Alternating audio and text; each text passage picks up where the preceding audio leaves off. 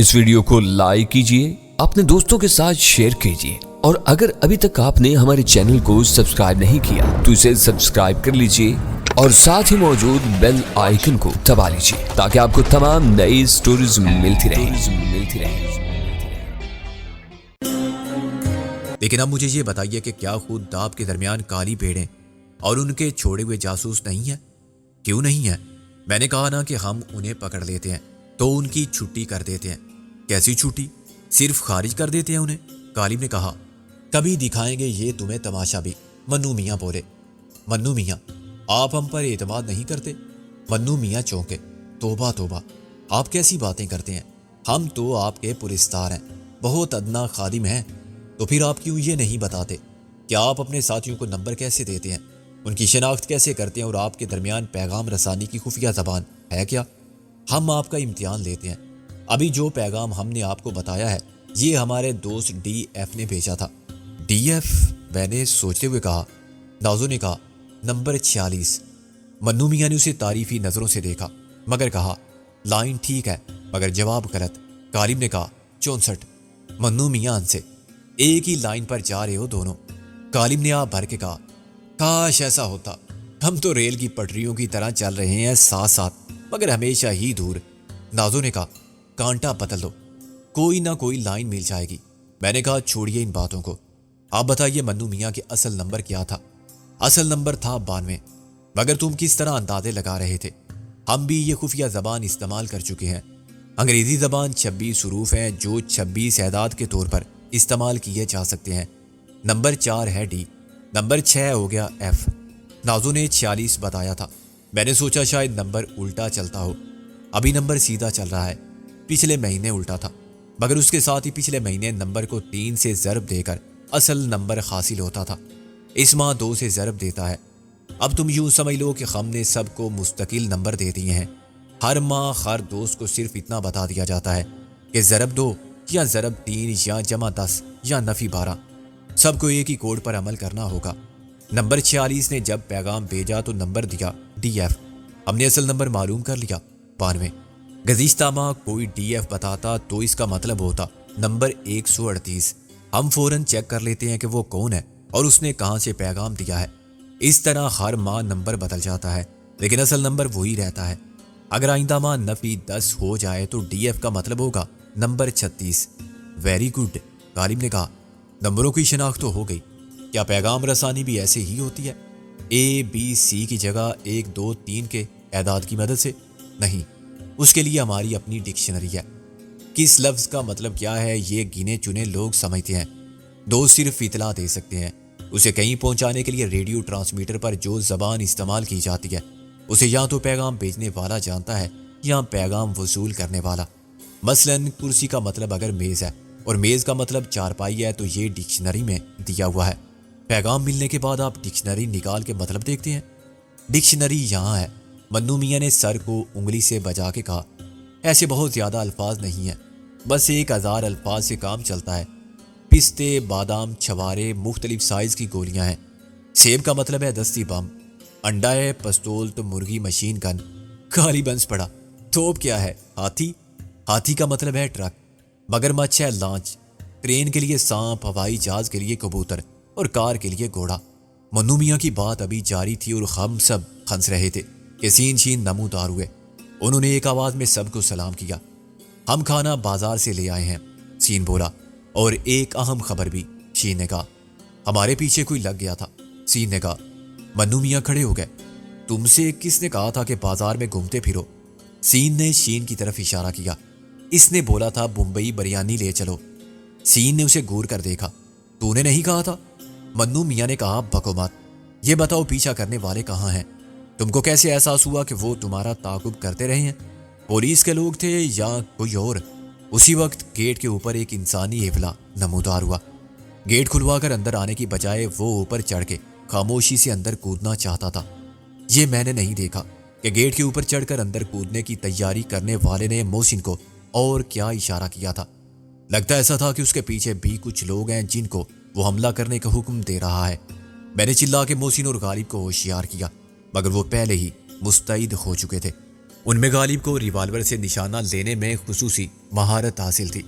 غالباً اس نے کمرے کی دیوار کے پیچھے بنی ہوئی کھڑکی کی نچلی منڈیر کے اوپر سے فائر کیا۔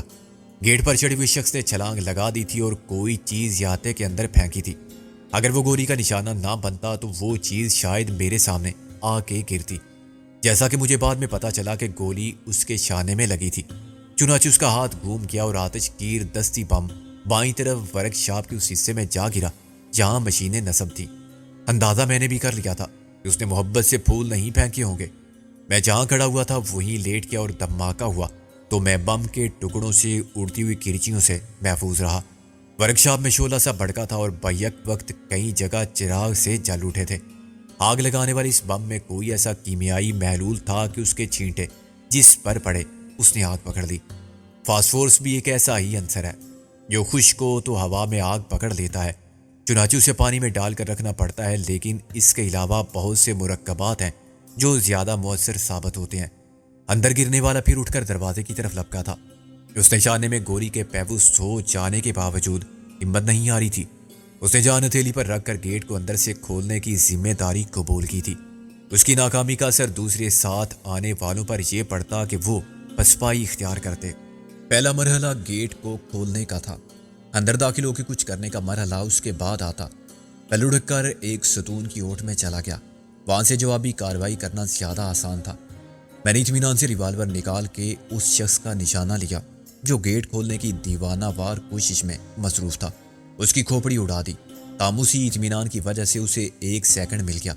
ممکن ہے اسے آدھا سیکنڈ ملا ہو یا چوتھائی، لیکن بعض اوقات سیکنڈ کے 100ویں یا 1000ویں حصے میں بہت کچھ ہو جاتا ہے۔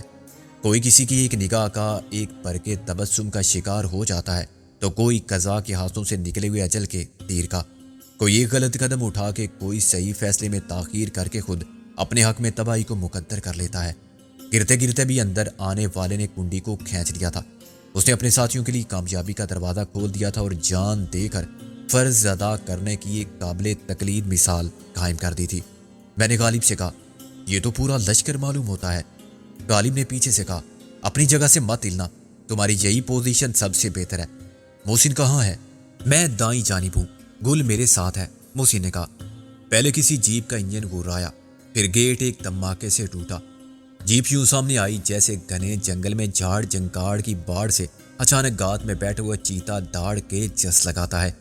اس سے پہلے میں نے کسی جیپ کے انجن کی آواز نہیں سنی تھی۔ یہ غالباً ان کی تیاری تھی کہ جیپ کو خاموشی سے دھکیل کر گیٹ تک لے آئے تھے۔ وہ نہیں چاہتے تھے کہ ہمارے کان کوئی آواز سنے۔ حملہ اچانک اتنا شدید ہوا کہ ہمیں سنبھلنے کا موقع بھی نہ ملے۔ اگر میری نظر گیٹ پر چڑھنے والے کو نہ دیکھتی تو ایسا ہی ہوتا۔ اس نے رسک لیا تھا جس میں اس کے لیے کامیابی اور ناکامی کے امکانات برابر تھے۔ یہ ہو سکتا تھا کہ ہم اپنی باتوں میں اتنے محو ہوتے کہ وہ کسی کی نگاہ میں نہ آتا اور پیچھے سے دروازہ کھول دیتا، مگر اس پر کسی کی نظر پڑ جانا بھی عین ممکن تھا۔ جیپ کا سامنے والا حصہ بلڈوزر کی طرح تھا۔ اس کے بمپر کی جگہ 2 انچ کے قریب موٹے فولادی پائپ تھے جو ایک جنگلے کی شکل میں انجن کے اور دونوں ہیڈ لائٹس کے سامنے پھیلے ہوئے تھے اور دونوں سائڈ سے اس طرح ویلڈ کر دیے گئے تھے کہ جیپ کسی دیوار سے بھی ٹکرا جاتی تو انجن محفوظ رہتا۔ اس قسم کی بختر بند گاڑی جیسی جیپوں میں پھرنے والے اپنی بدماشی کو مشتہر کرتے ہیں اور سڑک پر ہر گاڑی والے کو چیلنج دیتے پھرتے ہیں کہ ہے کوئی ہم سے ٹکرانے والا۔ ہر کار والا ہی نہیں، بس والا بھی ان سے بچتا ہے اور خود کو ان سے بچاتا ہے۔ ہم نے ایک ساتھ جیپ پر فائر کیے۔ دوسروں کا مجھے علم نہیں، لیکن میں نے ٹائروں کو نشانہ بنایا تھا۔ مینول ٹینک پیچھے تھا، چنانچہ محفوظ تھا۔ اگر میرا نشانہ خطا نہ جاتا تو جیپ آگے نہ بڑھ پاتی۔ جیپ میں بیٹھے ہوئے افراد نے دونوں طرف سے فائر کھول دیے تھے۔ جیپ احاطے کے درمیان میں پہنچی تھی کہ 2 دھماکے ہوئے۔ اس کے دونوں اگلے ٹائر بریسٹ ہو گئے تھے۔ میں زیادہ سے زیادہ ایک کو نشانہ بنانے کا دعویٰ کر سکتا تھا، دوسرا کسی اور کی گولی نے بریسٹ کیا تھا۔ انہوں نے ساری لائٹس پہلے ہی راؤنڈ میں گل کر دی تھی۔ گولیاں میرے دائیں بائیں اوپر نیچے سے گزر رہی تھی اور ستون سے ٹکرا رہی تھی، لیکن میں اس کے پیچھے رہنے کی وجہ سے محفوظ رہا تھا۔ مجھے منو میاں اور ان کے دونوں ساتھیوں سین اور شین کے بارے میں کچھ معلوم نہ تھا کہ وہ کہاں ہے۔ محسن اور غالب برابر فائرنگ کا جواب دے رہے تھے۔ غالباً گل اور نازو ان کا اسلحہ بارود لوڈ کرنے میں مدد کر رہی تھی۔ جیپ کا ونڈ اسکرین ابھی تک سلامت تھا، جو ایک تعجب خیز بات تھی۔ میں نے نشانہ لے کر اس پر گولی چلائی، تب بھی کچھ نہیں ہوا۔ یہ ناممکن تھا کہ گولی 5 فٹ چوڑے شیشے پر نہ لگی ہو۔ غور کرنے پر ایک ساتھ مجھے متعدد انکشافات کی شرمندگی کا سامنا ہوا۔ جیپ میں ونڈ سکرین تھا ہی نہیں۔ اندھیرے میں مجھے ایسا محسوس ہو رہا تھا کہ شفاف شیشے کے پیچھے بھی اندھیرا ہے۔ اس کو فریب نظر بھی سمجھا جا سکتا تھا اور دام خیال بھی۔ ہم عموماً چیزوں کو مکمل صورت میں دیکھنے کے عادی ہوتے ہیں، چنانچہ ونڈ سکرین کے بغیر کسی جیپ کا تصور بھی محال تھا، خصوصاً ایک ایسی جیپ کا جس پر ہر سمت سے فائرنگ ہو رہی ہو۔ مجھ پر دوسرا انکشاف یہ ہوا کہ ہماری طرف آنے والی گولیاں اس جیپ میں بیٹھا ہوا کوئی بھی شخص نہیں چلا رہا تھا۔ ہم ذرا سے سمت کے فرق کو محسوس نہ کر سکے۔ گولیاں چلانے والے جیپ کے پیچھے تھے۔ وہ شاید گیٹ کے باہر سے فائرنگ کر رہے تھے، مگر احاطے کے اندر دونوں جانب سے چلائی جانے والی گولیوں کی آوازیں اس طرح گونج رہی تھی کہ یہ اندازہ کرنا مشکل تھا۔ اگر جیپ میں کوئی ہوتا تو یہ کیسے ممکن تھا کہ 3 طرف سے آنے والی گولیوں میں سے ایک بھی اسے نہ لگتی؟ دراصل جیپ ایک ڈمی تھی۔ اس کا صرف ڈھانچہ تھا جو گیٹ توڑنے کے لیے استعمال کیا گیا تھا، اور اسے شاید پیچھے سے کسی دوسری گاڑی نے ٹکر ماری تھی کہ وہ گیٹ توڑتی ہوئی اندر آئی اور اسی احاطے کے وسط میں پہنچ کے خود ہی رک گئی۔ اس کے ٹائر بریسٹ ہونے سے صرف اتنا فرق پڑا کہ جیپ نے مزید چند گز کا فاصلہ طے نہیں کیا۔ ورکشاپ کے حصے میں آگ پوری طرح پھیل چکی تھی۔ اس کی روشنی نے سارے احاطے میں اجالا کر دیا تھا۔ میں باہر آبادی میں خوف و ہراس اور خلچل کے آثار دیکھ سکتا تھا، اور بدحواسی میں جان بچا کے بھاگنے والوں کی چیخ و پکار سن سکتا تھا۔ اچانک گیٹ پر ایک زبردست دھماکہ ہوا۔ کوئی بڑی اذیت سے چلایا۔ اس کے ساتھ ہی فائرنگ بند ہو گئی۔ میں نے آفس کی طرف سے ایک سایہ سا گیٹ کی طرف لپکتے دیکھا۔ یہ منو میاں ہے، محسن نے چلا کر کہا، گولی مت چلانا۔ میں نے کہا، منو میاں کیا خودکشی کرنا چاہتے ہیں؟ غالب نے کہا، میرا خیال ہے کہ وہ بھاگ گئے۔ غالب کا خیال ٹھیک تھا۔ میں نے گاڑی کے سٹارٹ ہونے کی آواز سنی۔ یہ فاکس ویگن کی مخصوص گن گرج تھی۔ ہولناک خاموشی میں ایک پرکرب چیخ مار کے کسی نے کہا، ارے ٹھہرو، رکو، مگر اس کا جواب ایک گولی نے دیا۔ گیٹ کے باہر ایک اور بم دھماکہ ہوا۔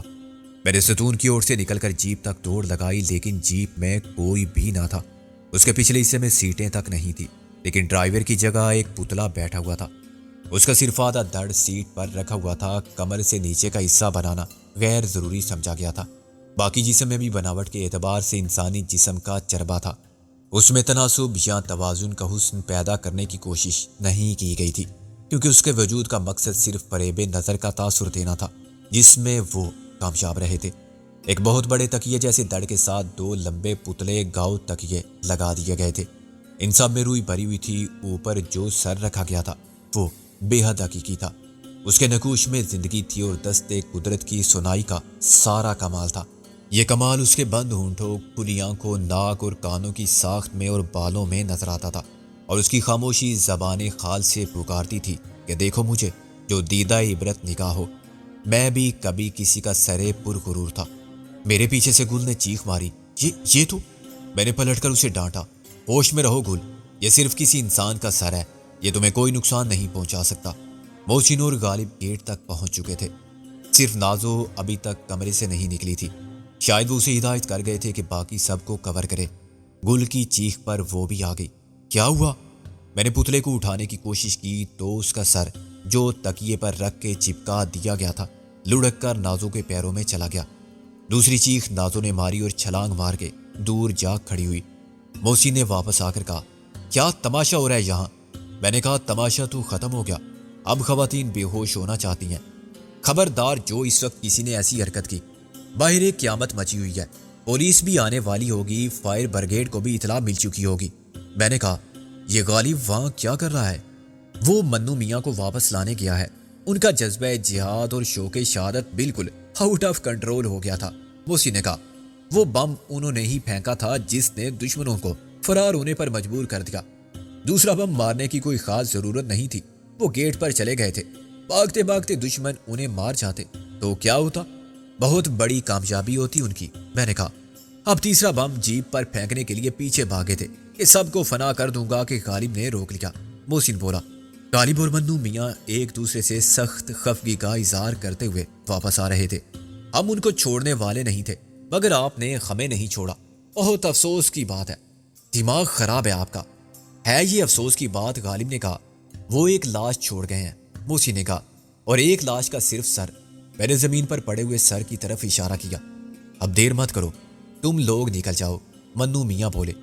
نکل کے کہاں جائیں؟ سین شین کے ساتھ جاؤ۔ اور تم؟ میں کیسے جا سکتا ہوں؟ میری فیکٹری پر گنڈوں نے حملہ کیا، مجھے قتل کرنے کی کوشش کی، مجھے پولیس کو رپورٹ لکھوانی ہے، منو میاں نے کہا۔ دور سے فائر بریگیڈ کی گاڑیوں کی گھنٹی سنائی دینے لگی۔ سین شین ہے کہاں؟ میں نے کہا۔ ارے چلو باہر۔ منو میاں نے آفس بلا کی طرف منہ کر کے ہانک لگائی۔ وہ دونوں ایک کھڑکی کھول کر ایک ساتھ کودے اور دوڑتے ہوئے آئے۔ ان کے ہاتھ میں لوہے کے پائپ کے 1 فٹ لمبے ٹکڑے تھے۔ یہ عام استعمال میں آنے والے آدھے یا پونے انچ قطر کے پائپ تھے۔ یہ کیا ہے؟ غالب نے کہا۔ یہ بم ہے۔ سین نے پائپ سے اسے پیش کیا۔ ابھی ایسا ہی بم مارا تھا استاد نے، شین بولا۔ استاد نے انہیں ڈانٹا۔ وقت وقت میں وقت ضائع مت کرو، ان سب کو لے کر جاؤ، ہم بعد میں آئیں گے۔ کہاں جائیں استاد؟ سین نے کہا۔ چاچا کے گھر یا ماما جی کے اڈے پر، شین بولا۔ ماما جی کے پاس لے جاؤ، منو میاں نے سوچ کر کہا۔ اب دروازے کے سامنے ایک ہجوم اکٹھا ہو چکا تھا۔ وہ زمین پر پڑی ہوئی لاش کو دہشت زدہ نظروں سے گور رہے تھے اور اس خون کو دیکھ رہے تھے جو بہہ کر زمین میں جذب ہو گیا تھا۔ فائر بریگیڈ کی آوازیں بالکل قریب آ چکی تھی۔ کسی نے چلا کر کہا، ہٹو ہٹو، راستہ دو، یہی وقت ہے نکلنے کا۔ میں نے غالب سے کہا۔ غالب نے نازو کا ہاتھ پکڑا اور دروازے کی طرف لپکا۔ موسی نے گل کے ساتھ اس کا تعاقب کیا۔ گیٹ کے سامنے کھڑے ہوئے کچھ لوگ خوف زدہ ہو کے ایک طرف ہو گئے۔ ابھی تک کسی نے گیٹ کراس کر کے فیکٹری میں داخل ہونے کی ہمت نہیں کی تھی۔ وہ غریب اور لاوارث لوگ تھے جو بمبئی شہر میں اس قسم کا تماشا دیکھتے تھے تو یہ سمجھتے تھے کہ فلم شوٹنگ ہو رہی ہے یا بدماشوں کے 2 گروہ آپس میں ٹکرا گئے ہیں۔ ہر صورت میں وہ دخل اندازی سے گریز کرتے تھے۔ منو میاں نے اچانک زمین پر پڑا ہوا سر اٹھایا اور اس کو سین یا شین میں سے کسی کے بنائے ہوئے پائپ بم کے ساتھ باندھ کر آگ میں اچھال دیا۔ ایک دھماکے سے ورک شاپ کی چھت گر گئی۔ یہ اندازہ کرنا میرے لیے مشکل نہ تھا کہ بم نے اس بے نام شخص کے سر کے پر خچے اڑا دیے ہوں گے اور آگ نے اسے جلا کر خاک کر دیا ہوگا۔ منو میاں نے جیپ میں رکھے ہوئے روئی کے دھڑ کو بھی اسی طرح نظر آتش کیا اور میری طرف دیکھ کر مسکرائے۔ ورک شاپ کی آگ جس حد تک پھیل سکتی تھی پھیل چکی تھی۔ اس آگ نے مشینری کو اور ورک شاپ کے شیڈ کو مکمل طور پر تباہ کر دیا تھا، لیکن اب اس کے شعلے پہلے کی طرح نہیں بھڑک رہے تھے۔ آس پاس کی آبادی کو لاحق خطرہ ٹل گیا تھا۔ جب فائر بریگیڈ والے آئے تو مجمع نے خود ہی راستہ چھوڑ دیا، مگر عین درمیان میں پڑی ہوئی لاش اپنی جگہ موجود رہی۔ فائر مین یا ڈرائیور نہ لاش کے اوپر سے گاڑی گزار سکتے تھے اور نہ حکم کے بغیر لاش کو ہٹا کے ایک طرف کر سکتے تھے۔ پیچھے کی کسی گاڑی سے اتر کر آنے والے افسر نے صورتحال کا معائنہ کیا اور ماتحتوں کو حکم دیا کہ وہ گاڑیاں لاش کے اوپر سے لے جائیں، ایسے کہ نہ کوئی پہیہ لاش کو چھوئے اور نہ خون کو۔ وہ بڑے بڑے ٹرک تھے جن کے پہیوں کے درمیان کافی فاصلہ تھا۔ جب پہلی گاڑی آگے بڑھی تو دم بخود کھڑے ہوئے مجمع کی نظر پہیوں پر اور اس جگہ پر رہی جہاں پر لاش پڑی تھی۔ سین اور شین نے موقع سے فائدہ اٹھایا اور غالب اور محسن کو خاص سے اشارہ کر کے وہ دروازے کی طرف چلنے لگے۔ غالب اپنے ساتھ نازو کو کھینچ کر لے گیا تھا اور اس کے برعکس محسن کو گل نے کھینچا تھا، ورنہ وہ میرے ساتھ مطمئن کھڑا ہوا تھا۔ تم کیا میرا منہ دیکھ رہے ہو؟ منو میاں بولے۔ تم بھی نکل جاؤ ورنہ تفتیش کی زد میں آ جاؤ گے۔ آگ بجھانے والے عملے نے اپنا کام شروع کر دیا تھا۔ وہ منو میاں سے پوچھ رہے تھے کہ پانی کا ٹینک کہاں ہے، کچھ پائپ کھول رہے تھے اور کچھ فائر ہائیڈرنٹ تلاش کر رہے تھے۔ میں باہر جانے کے لیے آگے بڑھا ہی تھا کہ فائر بریگیڈ انچارج نے مجھے روک لیا۔ جب پانی ہی نہیں ہے تو ہم آگ کیسے بجھائیں؟ میں نے اسے مشورہ دیا، پھونک مار کے بجھا دو، آگ کسی وقت بھی لگ سکتی ہے، فیکٹری کے قریب کہیں پانی ہونا چاہیے۔ وہ خفا ہو کے بولا۔ میں نے کہا سمندر زیادہ دور نہیں ہے ویسے تو۔ اے مسٹر، تم مذاق کر رہے ہو بجائے مدد کرنے کے؟ تم جیسے مالک پہلے ہی حفاظتی انتظامات کو نظر انداز کرتے ہیں۔ میں نے دانت نکال کر کہا، میں مالک نہیں ہوں۔ مالک نہیں ہو تو پھر یہاں کیا کر رہے ہو؟ وہ بگڑ کر بولا، جو تم کر رہے ہو یعنی ہم دونوں کچھ نہیں کر رہے ہیں، محض وقت ضائع کر رہے ہیں۔ میں نے کہا، میں تو اب چلتا ہوں، تم بھی جانا چاہو تو جاؤ۔ آگ بجھانے کی کوشش کا اب کیا فائدہ؟ اب بچا ہی کیا ہے بجھانے کے لیے؟ کسی فائر مین نے نعرہ لگایا، مل گیا ہائیڈرنٹ۔ انچارج فوراً اس کی طرف متوجہ ہو گیا۔ میں نے گیٹ سے گزرتے اس لاش کو دیکھا جو الٹی پڑی رہ گئی تھی۔ یہ سب سے پہلے کود کر اندر آنے والے کی لاش تھی۔ ایک اور لاش کچھ آگے سڑک کے کنارے پڑی ہوئی تھی۔ یہ اس بدبخت کی لاش تھی جسے انہوں نے مار دیا تھا کیونکہ وہ ان کا ساتھ دینے کے قابل نہیں رہا تھا۔ اور پیچھے رہ گیا تھا، چنانچہ اسے زندہ نہیں چھوڑا جا سکتا تھا۔ ہے جرم ضعیفی کی سزا مرگ مفاجات، کمزور کو زندہ رہنے کا حق نہیں ہے۔ ایک موٹر سائیکل سوار نے مجھ سے کہا، آخر یہ سب کیسے ہوا؟ میں نے کہا، اچھا سوال کیا ہے تم نے، میں یہی معلوم کرنے چاہ رہا ہوں، واپس آ کے جواب دوں گا۔ اس نے گھرا کر کہا، ادھر آؤ، کون ہو تم؟ میرے ساتھ زبان چلاتے ہو؟ معلوم ہے میں کون ہوں؟ میں نے اطمینان سے اس کی آنکھوں میں آنکھیں ڈال کر کہا، کیا تم جانتے ہو کہ میں کون ہوں؟